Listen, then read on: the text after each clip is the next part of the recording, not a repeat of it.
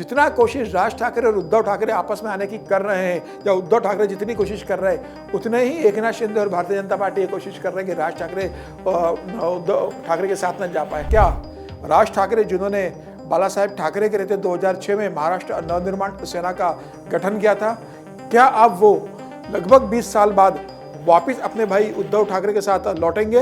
अजित पवार ने शरद पवार के पास प्रस्ताव भेजा हुआ है कि आप मेरी पार्टी में मर्ज कर लीजिए, राष्ट्रवादी कांग्रेस पार्टी में। भारतीय जनता पार्टी को मजबूत देखने के बाद उद्धव ठाकरे को लग रहा है कि भाई राज ठाकरे के साथ लेकर आया जाए और बीएमसी मिलकर लड़ा जाए। भारतीय जनता पार्टी एकनाथ शिंदे और अजित पवार का गठबंधन सबका सुपड़ा साफ कर देता है। नमस्कार, अमर उजाला के राजनीति के राज के इस एपिसोड में मैं आज आपसे महाराष्ट्र की राजनीति पर बात करूंगा। देखिए, महाराष्ट्र राजनीति में हमेशा सुर्खियों में बना रहता है, चाहे वो लोकसभा चुनाव हो, चाहे विधानसभा चुनाव हो, या आप कॉर्पोरेशन के इलेक्शन आने वाले हो। महाराष्ट्र का हमेशा राजनीति में चर्चा का बने रहने का एक बड़ा कारण यह है कि वहाँ राजनीति के इतने दल है और सब एक दूसरे के दल एक दूसरे के साथ जुड़ते भी है, अलग होते हैं। शिवसेना का एक अपना अलग आधार रहा है महाराष्ट्र के अंदर, शरद पवार का अपना आधार रहा है। शिवसेना भी 2 हिस्सों में टूट गई है, शरद पवार की राष्ट्रवादी पार्टी भी 2 हिस्सों में टूट गई है, और अब सब अपने अपने गठबंधन और अपने अपने राजनीति के दांव पे आने वाले बीएमसी के चुनाव में आजमाने वाले हैं, और उसी को लेकर तमाम तरह की चर्चाएं महाराष्ट्र की राजनीति में शुरू हो गई है। अभी सबसे बड़ी जो चर्चा महाराष्ट्र की राजनीति में चल रही वह कि क्या राज ठाकरे, जिन्होंने बाला साहेब ठाकरे के रहते 2006 में महाराष्ट्र नवनिर्माण सेना का गठन किया था, क्या अब वो लगभग 20 साल बाद वापिस अपने भाई उद्धव ठाकरे के साथ लौटेंगे और मिलकर बीएमसी का चुनाव लड़ेंगे, या मुंबई में, खासतौर से मुंबई में, महाराष्ट्र की बात तो नहीं करूंगा, मुंबई में जो ठाकरे ब्रांड एक महाराष्ट्र की राजनीति का एक दबदबा था, उस दबदबे को फिर से बचाने के लिए या उस दबदबे को स्थापित करने के लिए फिर राज उद्धव ठाकरे साथ में आएंगे? देखिए, इसकी संभावना बहुत प्रबल है कि दोनों साथ आ सकते हैं, क्योंकि दोनों की अब राजनीतिक मजबूरियां हैं। राज ठाकरे ने 2006 में महाराष्ट्र नवनिर्माण सेना का गठन किया, और उसके बाद से अब तक अगर आप देखेंगे तो 20 साल का समय लगभग होने को आ गया। 19 साल हो चुके हैं राज ठाकरे को अलग पार्टी बना के। महाराष्ट्र की राजनीति में वो कोई बहुत ज़्यादा स्टेब्लिश हो नहीं पाए, न वो लोकसभा में कोई अच्छा प्रदर्शन करके लोकसभा की सीटें जीत सके, न वो विधानसभा चुनाव में कोई बेहतर प्रदर्शन कर सके, न कॉरपोरेशन के चुनाव में उन्होंने कोई बहुत बेहतर प्रदर्शन किया, न वो किसी गठबंधन का हिस्सा रहे, न वो भारतीय जनता पार्टी के गठबंधन के साथ गए, न उद्धव ठाकरे के गठबंधन के साथ कभी वो गए। अलग रहे, लेकिन राजनीति में बहुत प्रासंगिक नहीं बने रहे। उद्धव ठाकरे भारतीय जनता पार्टी के साथ गठबंधन रहे, उसके बाद वो गठबंधन टूटता है, एकनाथ शिंदे अलग हो जाते हैं, चुनाव होते हैं लोकसभा के 2024 के चुनाव में बहुत शानदार प्रदर्शन करते हैं उद्धव ठाकरे। अगर देखा जाए तो 9 सीटें जीतते हैं, भारतीय जनता पार्टी को 9 सीटें मिलती है, कांग्रेस 13 सीटें जीतती है। भारतीय जनता पार्टी को लगता है कि उद्धव ठाकरे का बेहतर विकल्प, बेहतर स्थिति में रहेंगे। विधानसभा चुनाव में भारतीय जनता पार्टी जमीनी स्तर पर बहुत काम करती है, संघ बेहतर काम करता है, लेकिन जब विधानसभा चुनाव होते हैं 6 महीने बाद, वहां पर भारतीय जनता पार्टी एकनाथ शिंदे और अजित पवार का गठबंधन सबका सुपड़ा साफ कर देता है। अब महाराष्ट्र के अंदर क्या स्थिति है राजनीति की? अब महाराष्ट्र के अंदर न लोकसभा चुनाव है, अभी उसके लिए 4 साल का समय, विधानसभा चुनाव के लिए 4.5 साल से ज़्यादा का समय है। तो अब महाराष्ट्र के अंदर तो तीसरा बड़ा चुनाव जो होता है वह नगरीय निकाय का चुनाव, महाराष्ट्र में 29 नगरीय निकाय का चुनाव होने वाला है, 42 से ज़्यादा नगरीय पंचायत का चुनाव होने वाला है। तो अब ये जो चुनाव होने वाले, ये 4 से 6 महीने के अंदर होने वाले, सुप्रीम कोर्ट का इसको लेकर ऑर्डर आ चुका है। तो अब शिवसेना, जिसका हमेशा सा प्रभुत्व बीएमसी वृत्त मुंबई महानगर पालिका में रहा है, उनका अपना मेयर रहा है, वह उस पर फिर से कब्जा करना चाहती है। देखिए, 2017 का अगर बीएमसी का अगर हम चुनाव देखें तो भारतीय जनता पार्टी को 82 सीटें मिली थी, उद्धव ठाकरे को बीएमसी में 84 सीटें मिली थी, और तब देवेंद्र फडणवीस ने कहा था कि नहीं, उद्धव ठाकरे अपना मुख्यमंत्री, अपना महापौर बना लें, क्योंकि उस समय गठबंधन में थे भारतीय जनता पार्टी के पास। मुंबई महानगर पालिका की बात करें तो 227 सीटें आती है, 114 सीटें वहाँ बहुमत के लिए लगती है। और अगर आप मुंबई महानगर पालिका का एक स्ट्रक्चर अगर देखेंगे कि किस तरीके से किसका वहाँ प्रभाव ज़्यादा है, तो 100 सीटों पर मराठी कम्युनिटी का ज़्यादा प्रभाव है। अब उत्तर भारतीय भी काफ़ी सीटों पर प्रभावशाली हो गए। देखिए, अगर 2001 की अगर मैं बात करूं जनगणना की, तो 2001 के समय अगर मुंबई की अगर मैं बात करूंगा तो वहाँ 26 लाख उत्तर भारतीय वोटर्स हैं, जिन्होंने जनगणना में यह नोट कराया था कि वह हिंदी भाषी है। जब 2011 की जनगणना हुई तो 40 लाख लोगों ने यह दर्ज कराया कि वह हिंदी भाषी है, उनकी मातृभाषा हिंदी है। वहीं अगर 2001 की अगर मैं बात करूं मराठी कम्युनिटी के लिए, तो उस समय 48 लाख लोग मराठी मातृभाषा थी, जो 2011 में घट के 42 लाख हो गई। तो उत्तर भारतीयों का जनसंख्या बड़ी है 2001 से लेकर 2024 की बात करें, और मुंबई में मराठी का वर्चस्व कम हुआ है, लेकिन अभी भी मराठी एक बड़ी आबादी मुंबई की है। और अब जो भाषा विवाद जो शुरू हुआ था कि जब देवेंद्र फडणवीस की सरकार के जो शिक्षा मंत्री थे भूसे, उन्होंने एक जीआर निकाल दिया था कि मराठी अंग्रेजी के बाद तीसरी हिंदी अनिवार्य भाषा होगी। इस मुद्दे को महाराष्ट्र नवनिर्माण सेना ने और उद्धव बाला साहब ठाकरे ने रपक लिया और उन्होंने उसका विरोध किया। उन्होंने कहा आप हिंदी मराठी लोगों पर थोप नहीं सकते, अनिवार्य नहीं कर सकते, उनकी इच्छा होगी। इसका विरोध हुआ।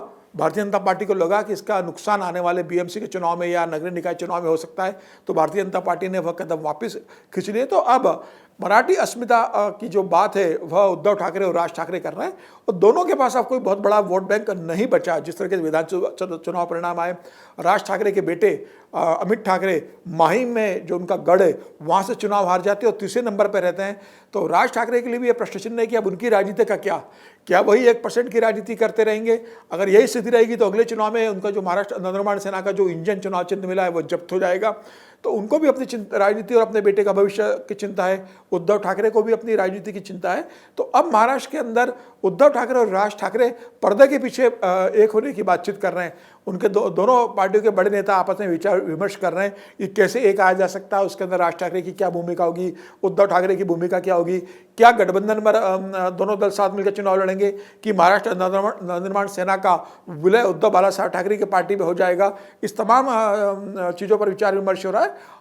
जब यह विचार विमर्श चल रहा है तो भारतीय जनता पार्टी को लगा कि बीएमसी के जो चुनाव होते हैं उसमें जीत हार का मार्जिन जो होता है वो काफ़ी कम होता है।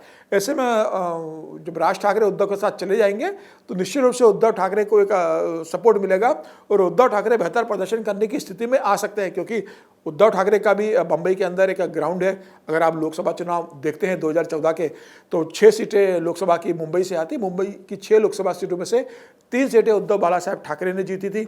अगर 36 विधानसभा सीटों की बात करें तो उसमें बहुत बेहतर प्रदर्शन उद्धव ठाकरे की पार्टी का रहा था, और उद्धव ठाकरे ने जो 20 सीटें जीती है विधानसभा में उसमें आधे से ज़्यादा बम्बई रीजन की सीटें जीती थी। तो उद्धव ठाकरे का एकनाथ शिंदे का अलग होने के बाद भी बम्बई के अंदर एक अपना एक आधार बचा हुआ है। उस आधार में अगर राज ठाकरे का बचा हुआ आधार मिल जाता है तो ऐसी स्थिति में निश्चित रूप से भारतीय जनता पार्टी के लिए और एकनाथ शिंदे के लिए वो चुनौती बन सकते हैं। तो भारतीय जनता पार्टी कोशिश कर रही है कि एक उद्धव ठाकरे और राज ठाकरे की का मिलन न हो सके, ये एक साथ में ना आए।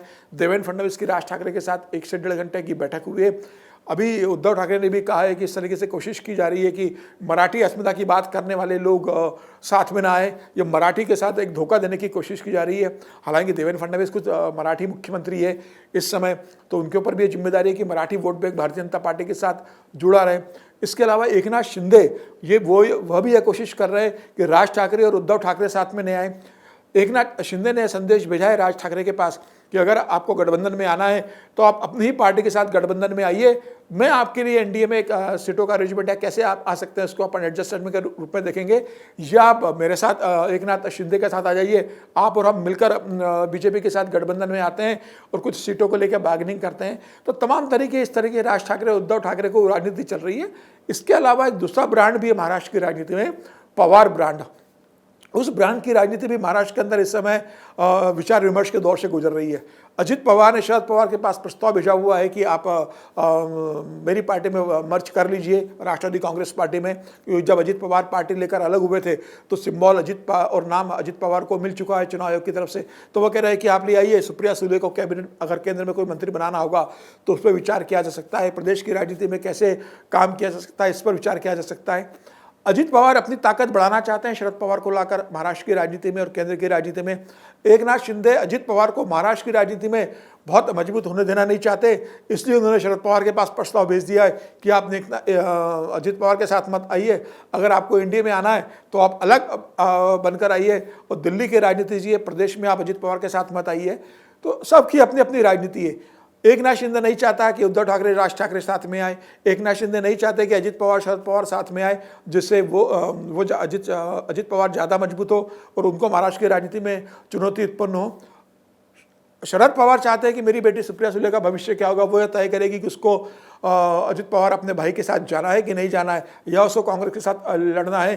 कांग्रेस ये कोशिश कर रही कि अजित पवार और उद्धव ठाकरे भाजपा के साथ और शरद पवार अजित पवार के साथ न जाए, वो कांग्रेस के साथ बने रहे और अगला बीएमसी चुनाव हम मिलकर लड़ें। उसके बाद जब अगले लोकसभा चुनाव आएंगे तब हम बेहतर प्रदर्शन करेंगे, इनको सत्ता से बाहर करेंगे। तो सभी दल महाराष्ट्र की राजनीति में अगर आप देखेंगे तो इस समय भारतीय जनता पार्टी, शरद पवार की राष्ट्रवाद कांग्रेस पार्टी, अजित पवार की राष्ट्रवादी कांग्रेस पार्टी, उद्धव बाला साहेब ठाकरे पार्टी उद्धव ठाकरे की, फिर एकनाथ शिंदे की शिवसेना, उसके बाद अगर आप देखेंगे तो मनसे, ये तमाम दल अपने अपने भविष्य की राजनीति और अपनी वर्तमान राजनीति को देखते हुए आपस में गठबंधन करने की कोशिश कर रहे हैं और अपना गठबंधन न होने की स्थिति में दूसरे का गठबंधन तोड़ने की कोशिश कर रहे हैं। तो महाराष्ट्र की राजनीति में चल रहा है। और अभी बीएमसी में, चूंकि बीएमसी का अगर आप बजट देखेंगे तो 42,000 करोड़ से ज़्यादा का बजट है, 20 साल से ज़्यादा वहाँ पर मेयर शिवसेना का रहा, उद्धव ठाकरे का रहा है। तो उद्धव ठाकरे की अब आर्थिक स्थिति भी टूट चुकी है, क्योंकि शिवसेना का जो आर्थिक तंत्र है वो शाखा प्रमुख के माध्यम से चलता है वो, और बीएमसी उसकी सबसे बड़ी लाइफलाइन है। सारे शाखा प्रमुख बीएमसी में ठेकेदारी करते हैं, वहाँ से पैसा कमाते हैं, कमाया हुआ पैसा वो अपने पे भी खर्च करते हैं, पार्टी के कैडर पे भी खर्च करते हैं। तो ये जो शिवसेना का जो आर्थिक तंत्र है वो पूरा बीएमसी के बदौलत चलता है। तो अभी शिवसैनिकों को उम्मीद है जो उद्धव ठाकरे के साथ जुड़े हुए कि बीएमसी में हम सत्ता में आएंगे तो वापस हम बिजनेस होगा और हमारी शाखा व्यवस्थित चल पड़ेगी। उद्धव ठाकरे की इस बात को जानते हैं कि अगर बीएमसी में वो बहुत बेहतर प्रदर्शन नहीं करेंगे और अगर भारतीय जनता पार्टी और एकनाथ शिंदे ने बीएमसी पे कब्जा कर लिया, ठाणे में एकनाथ शिंदे लगभग अपनी कॉरपोरेशन बनाने जा रहे हैं, पुणे में भारतीय जनता पार्टी अपना कॉरपोरेशन लगभग बना लेगी, तो सिर्फ एक बीएमसी है जहां उद्धव ठाकरे को उम्मीद है कि वो एक अच्छी स्थिति में आ सकते हैं। अगर उद्धव ठाकरे अगर बीएमसी में भी नहीं बना पाते हैं तो उद्धव ठाकरे के साथ कौन रुकेगा? यह तय है कि उसके बाद विधायक भी टूट सकते हैं, बचे हुए कॉरपोरेटर जो है जीत कर आएंगे वो भी एकनाथ शिंदे या भारतीय जनता पार्टी के पास अपने आर्थिक संसाधनों को बचाने के लिए चले जाएंगे, क्योंकि उसके बाद उद्धव ठाकरे के पास न राज्य की सरकार है न बीएमसी है। तो एक आर्थिक जो प्रलोभन होता है, जो एक आर्थिक मदद मिलती है सरकार से, वो उद्धव ठाकरे अपने कैडर को नहीं दे पाएंगे, तो टूट निश्चित रूप से होगी। उद्धव ठाकरे भी इस बात को जानते हैं कि मैं अगर अपने कैडर के लिए कोई व्यवस्था नहीं कर पाऊंगे, उनकी रोजी रोटी के लिए, अपने कार्यकर्ताओं के खर्चों के लिए, पार्टी के लिए फंड नहीं होगा, तो आने वाला लोकसभा चुनाव, विधानसभा चुनाव हम कैसे लड़ेंगे? तो चिंता उद्धव ठाकरे के पास भी है, चिंता राज ठाकरे के पास भी है, जो मुंबई में एक अच्छा व्यवसाय करते हैं। उन्हें भी लग रहा है कि अगर इसी तरह चलता रहा, बेटा माहिम से चुनाव हार गया है, तो मेरी राजनीति का क्या होगा? तो तमाम परेशानियां हैं इनके सामने, भविष्य की राजनीति इनको दिख रही है। और भारतीय जनता पार्टी जिस तरीके से महाराष्ट्र के अंदर मजबूत हुई, और खासतौर से बम्बई में जहां पहले भारतीय जनता पार्टी शिवसेना के छोटे भाई होती थी, अब वहां पर एक बड़े भाई की भूमिका आ गई है, वो खुद अपनी दम पर बीएमसी लड़ने की स्थिति में है। तो ऐसे समय में भारतीय जनता पार्टी को मजबूत देखने के बाद उद्धव ठाकरे को लग रहा है कि भाई राज ठाकरे के साथ लेकर आया जाए और बीएमसी मिलकर लड़ा जाए। तो तमाम तरह की राजनीति, महाराष्ट्र की राजनीति में अभी उठापटक हो रही है, अभी बैठकों का दौर चल रही है। आने वाले दिनों में हमें देखने को मिलेगा कि क्या उद्धव ठाकरे और राज ठाकरे वापस आते हैं, क्या शरद पवार और अजित पवार बीएमसी के पहले के साथ में आते हैं। जितना कोशिश राज ठाकरे और उद्धव ठाकरे आपस में आने की कर रहे हैं, या उद्धव ठाकरे जितनी कोशिश कर रहे हैं, उतने ही एकनाथ शिंदे और भारतीय जनता पार्टी ये कोशिश कर रहे हैं कि राज ठाकरे उद्धव ठाकरे के साथ न जा पाए। क्या राज ठाकरे को इसके लिए भारतीय जनता पार्टी मना लेगी? क्या उनके बेटे अमित ठाकरे को क्या भारतीय जनता पार्टी एमएलसी बना देती है? क्या राज ठाकरे के लिए कोई बहुत अच्छा ऑफर भारतीय जनता पार्टी देती है?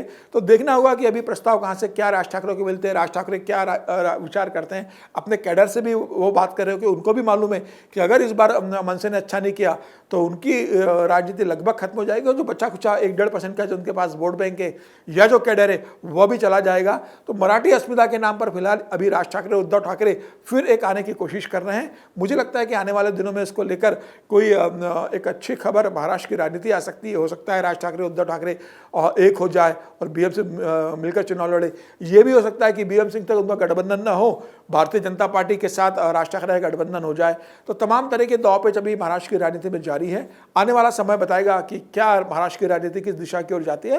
लेकिन बड़ा दिलचस्प है इस समय महाराष्ट्र की राजनीति में, सब अपने अपने गठबंधन में होने के बाद भी अपने गठबंधन के अंदर अपने सहयोगी दल की टांग खींचने के अंदर लगे हुए। एकनाथ शिंदे उप मुख्यमंत्री है, अजित पवार उप मुख्यमंत्री है, दोनों उप मुख्यमंत्री एक दूसरे को महाराष्ट्र में कमजोर करना चाहते हैं।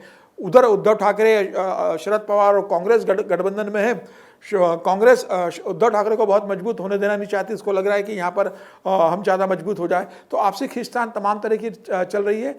इस खींचतान से क्या समीकरण निकल कर आता है, क्या महाराष्ट्र की नई गठबंधन बनता है, ये देखना दिलचस्प होगा। मुझे लग रहा है कि आने वाले दिनों में राज ठाकरे और उद्धव ठाकरे की राजनीतिक मजबूरी ऐसी है कि वो एक साथ महाराष्ट्र की राजनीति में आ सकते हैं। आज के एपिसोड में इतना ही। अगले सप्ताह में किसी और विषय पर आपके साथ उपस्थित होऊंगा। तब तक के लिए नमस्कार। अगर आप ये वीडियो YouTube पर देख रहे हैं तो हमारे चैनल को सब्सक्राइब कर बेल आइकन दबाएं और Facebook पर देख रहे हैं तो हमारे पेज को लाइक करें।